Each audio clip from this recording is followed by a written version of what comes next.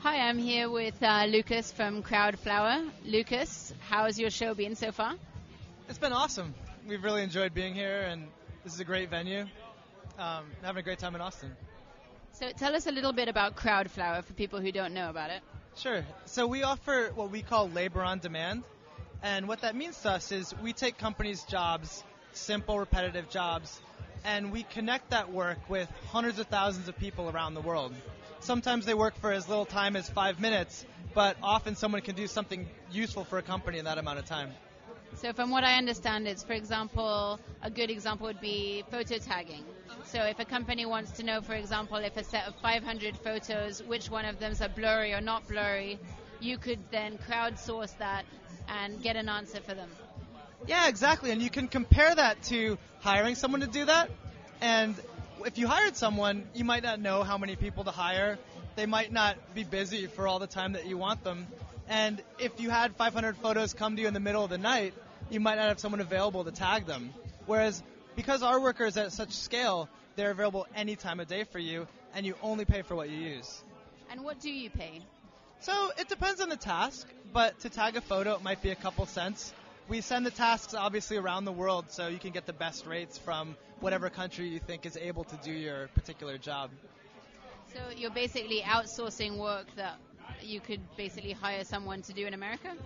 Well, essentially, but sometimes you're actually sending it to America, and you're cutting out all the middlemen that happen when you outsource something. So, for example, you're not paying for the manager that hired the person, or the person that has to check the quality and maybe fire them, and you're not even paying for that box that they build around people. All of our workers work on their own laptops, or they go to an internet cafe and do the jobs themselves, so the workers are actually getting all the money that you're spending. So what ends up happening is the workers get higher wages, so they really like us, and as a customer, you get lower prices, so our customers really like us. You mentioned that word quality, though. How do you ensure that you're really getting quality from these people who you don't know, who are just logging on? They may or may not be lying.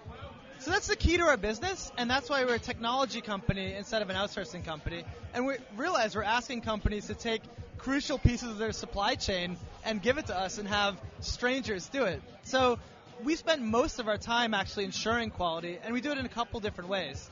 One is we hide in answers from our customers given to us where they say what they want the answer to be. And if workers don't get that right, then we really start to worry about the worker.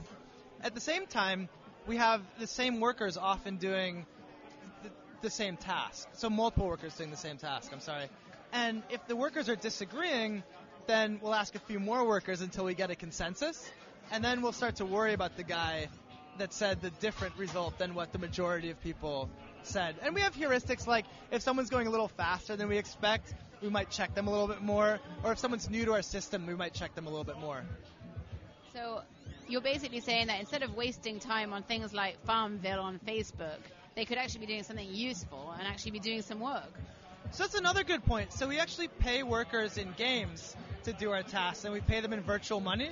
So instead of doing fake farming to earn small amounts of virtual money, they can do a task that really adds value from our customers, like checking a lead to see if it's an accurate email address or checking a photo to see if it meets guidelines.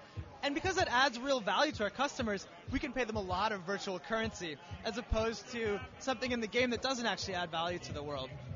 So what have you been doing at South by Southwest? So we've been talking to a lot of our customers which are actually here and a lot of potential customers which are also actually here. We work with a lot of people that make mobile apps because the carriers are very concerned about the quality of content that's on there that goes over their network. So we've been talking to them. We also have an iPhone app called Give Work where people in the United States can do our tasks and they can earn money for charity. So they might not necessarily care about earning 10 cents or 20 cents for themselves, but they can earn something for their favorite charity in the 5 minutes while they wait. So we've been promoting our application Give Work to try to get lots of people to give money in this new way. How much money have you raised so far for charity that way? So it's still early. We've had more than 50,000 downloads of our app. And in the few months that it's been out, we've earned tens of thousands of dollars for our charity partner, which is Sxsw, which I should also say is an excellent company that actually sends work to refugee camps. And so what what would you have the refugees do? You set them up with laptops and you get them to do tasks? Yeah, it's exactly the same tasks. And, in a refugee camp, you have lots and lots of smart people that don't have access to any jobs. So it's perfect for us. I mean, it's a perfect labor channel for us, and we send lots of work to refugee camps as well. Fantastic. Well, thank you very, very much for sharing that with us, and we hope you continue to have a good and successful show. Thanks so much. I appreciate it.